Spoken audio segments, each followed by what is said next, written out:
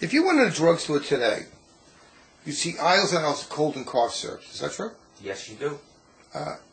Do you know that they work? I only know the advertisements on TV say they work, and you buy one that you think is going to help you, and you try it. Okay, but we don't know great studies that said any of them work. The Harvard Health letter in January, I get the audio version, didn't say any of it worked. And now we're concerned about children as eyes of pediatrician. It's the kids under 2 can't do it. Thank God. I used to tell you when you had your little kids, the best cold syrup in the market is called a little bit of a vaporizer, a little saltwater nose drops, a kiss in the forehead, and leave me alone. Is that true? Yes, yes. Okay, and because I said there's no side effect to any drug you don't use. And there's concern. And sometimes they do a crazy thing. They take Advil or Motrin and Tylenol, and they mix it with a decongestant, which could raise your heart rate, and sometimes could raise your temperature, basal metabolic rate. And he takes something to lower the temperature with something that can raise the temperature. That makes sense? No, not at all. And people don't realize that cold and cough syrup, you take some cold and cough syrup, had the same ingredient, now you got double, and that's what probably hurt and maybe killed some kids. Yes. But you thought they were safe. Yes, I did. The American Academy came out and said, don't use them under 6. Now I'm going to ask you a question. You heard that some stuff adds zinc. Oh, that shortens your cold. You got to take zinc. Guess what? Harvard Health letter last month, January, came out, said that no real absolute proof. There was one study that everybody's alluding to, but the false studies don't show it. And there was a zinc gel. You put it up your nose, you can lose your sense of smell for 6 months.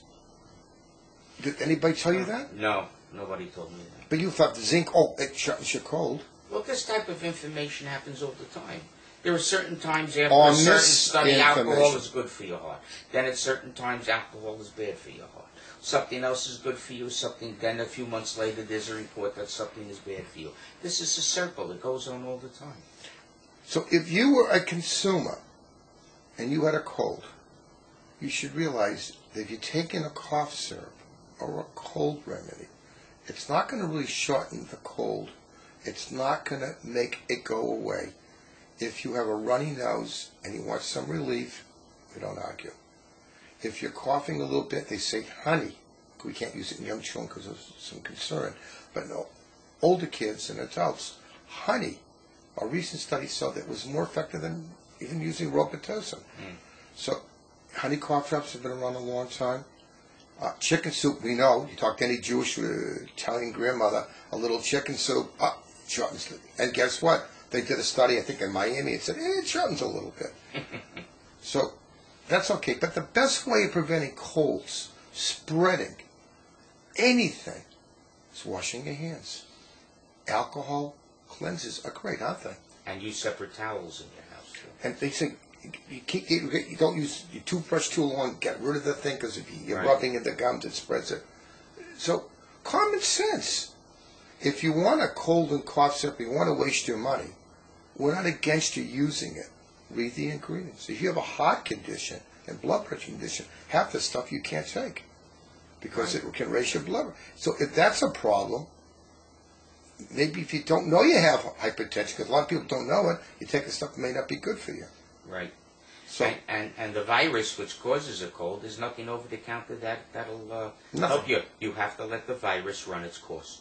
So in other words, it makes a lot of sense to use less medicine, wash your hands, and if you're going to take any medicine, read the ingredients. Because sometimes you're taking 2 things. They may not be good together. Is that true? Right. And you go to your pharmacist, do you ask your pharmacist questions about your medicines? No, I usually read the attached labels that come with them. But a good source would be not the clerk. But a good pharmacist is a knowledgeable person. And I used to be a pharmacist, and people used to ask me questions. They didn't trust the doc. I couldn't believe that. I said, look, this is a qualified doctor. He'll never say anything negative. And look, he may not be with you. Got a medicine from somebody else, or you've been taking a long time. Maybe you should go back and discuss it a little bit. Your conditions have changed.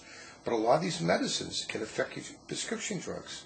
I find the best thing for myself is a generic, basic nasal spray, saline nasal spray. Unbelievable. And you didn't go to medical school. And it works. And in fact, they said if you cleanse out that area really well, you might get less colds down the road because your area is healthier to fight the invader. Is that true? Yes. So common sense is your mother was smarter than anybody. She said chicken soup, wash your hands, don't go outside half undressed. Who knows if that works or not? But your mother's right. I'll give you a secret. What? My mother got her degree from Heidelberg. Thank you very much. Okay.